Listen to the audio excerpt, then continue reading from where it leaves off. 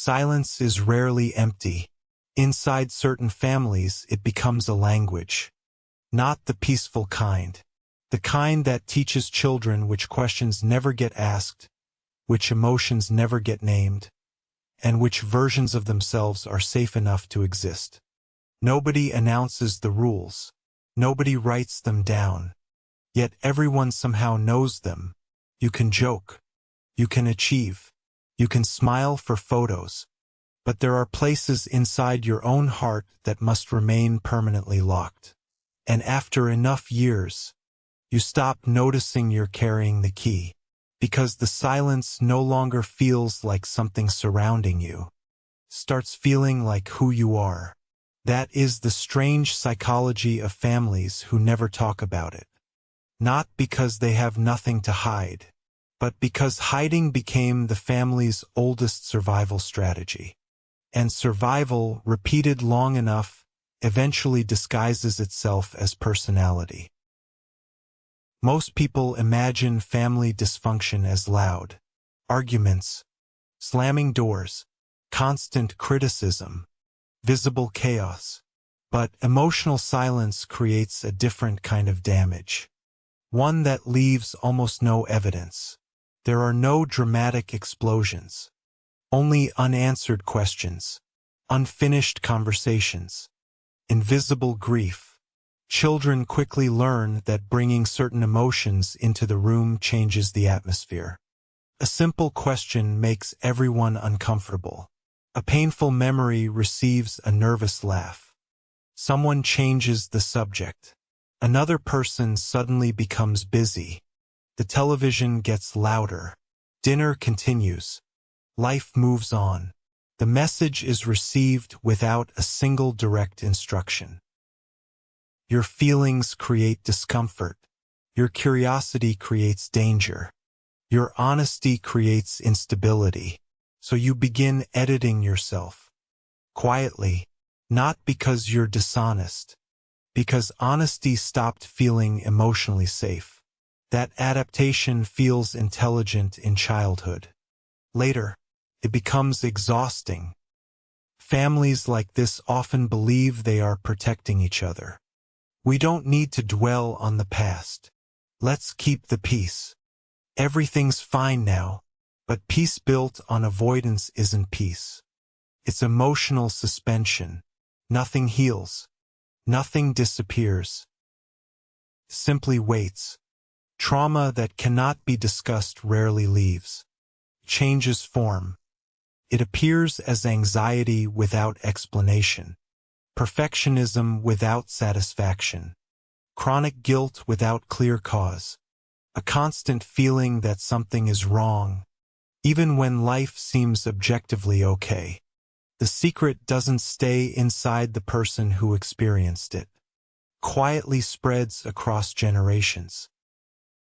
Like emotional weather. Nobody remembers where the storm began. Everyone simply learns how to carry an umbrella. Children don't inherit only eye color. They inherit emotional rules. Watch carefully. A parent who never learned how to apologize often raises children who believe conflict means rejection. A parent who survived by suppressing emotion may accidentally teach emotional suppression as maturity. A grandparent who buried unbearable grief can unknowingly create a family where sadness feels forbidden. Nobody intends this. Yet intention isn't what shapes emotional conditioning. Repetition does. And repetition is incredibly persuasive, especially when it begins before you have language to question it. This is where identity starts becoming complicated. Because many people raised inside emotionally silent families become experts at reading everyone else. Not out of kindness alone. Out of necessity. You notice tiny changes in tone, facial expressions, energy shifts, micro-reactions. You learn how to predict emotional weather before anyone else notices the clouds. That ability looks like empathy. Sometimes it is. Sometimes it's hypervigilance wearing empathy's clothes. There's an important difference. Empathy connects. Hypervigilance protects. One allows intimacy. The other scans for danger. From the outside, they can look exactly the same. Eventually, this emotional scanning follows you everywhere. Friendships, romantic relationships, workplaces, even strangers. You begin adjusting your personality before anyone asks, softening opinions, explaining yourself too much, apologizing before conflict even exists. Not because people demanded it, because your nervous system remembers a family where emotional safety depended on staying predictable. You become remarkably easy to live with, while becoming increasingly difficult to truly know. That's the paradox. You become emotionally available to everyone, except yourself. Modern culture quietly rewards this pattern. Social media encourages emotional performance, not emotional processing. We're taught how to appear vulnerable, not necessarily how to experience vulnerability safely. A carefully edited confession earns attention. A perfectly framed healing journey receives validation. But genuine emotional uncertainty, messy grief, confusing anger, complicated family loyalty, those rarely fit inside an algorithm. So people become emotionally visible without becoming emotionally understood. For someone raised in emotional silence, that feels strangely familiar, being seen without actually being known. Another hidden consequence begins appearing in relationships. Trust becomes strangely confusing, not because you don't want closeness, because closeness feels unpredictable. You may crave intimacy intensely, yet become overwhelmed the moment someone genuinely reaches you. If they stay distant, you chase. If they come closer, you retreat. Not because you're playing games, because emotional closeness activates memories your conscious mind doesn't recognize. Love begins resembling exposure, and exposure once carried emotional consequences. Your body remembers, even when your memory doesn't. This creates an exhausting contradiction. You fear being misunderstood, yet struggle to reveal the parts that would help someone understand you. You want honesty, but you've practiced emotional editing for decades. You want acceptance, but you've rarely allowed anyone to see the version that fears rejection most. The relationship isn't fighting only today's uncertainty. It's negotiating with years of invisible family conditioning. Conversations become crowded, not by the people in the room, by the voices you carried into it. Families who never talk about painful truths often produce adults who over-explain everything. Every decision, every boundary, every mistake, every delay, every emotion. Because growing up, simple honesty didn't feel enough. You had to prevent misunderstanding before it happened. Predict disappointment before it arrived. Manage everyone's emotional reaction in advance. That becomes exhausting. Eventually, you stop expressing yourself. You begin managing perceptions instead. Those are very different things. The most painful part is that loyalty often keeps the silence alive.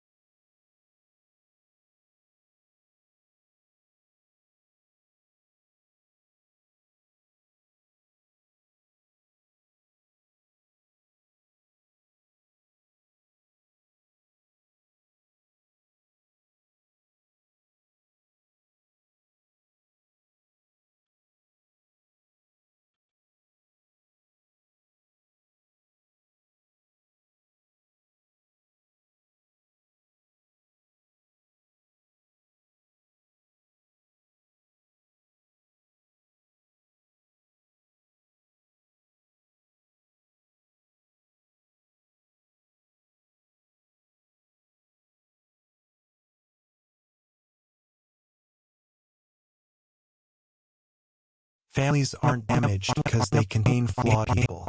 Every family does. They're damaged when truth becomes more frightening than pretending. Silence also changes memory. Notice how difficult it becomes to disrupt childhood. Not because nothing happened, because nothing was ever explained. Important events feel blurry. Conversations disappear. Emotions become disconnected from stories. You remember sensations, not context. You remember tension, not pauses. That's why many people struggle to answer a simple question. What was your childhood like? The answer becomes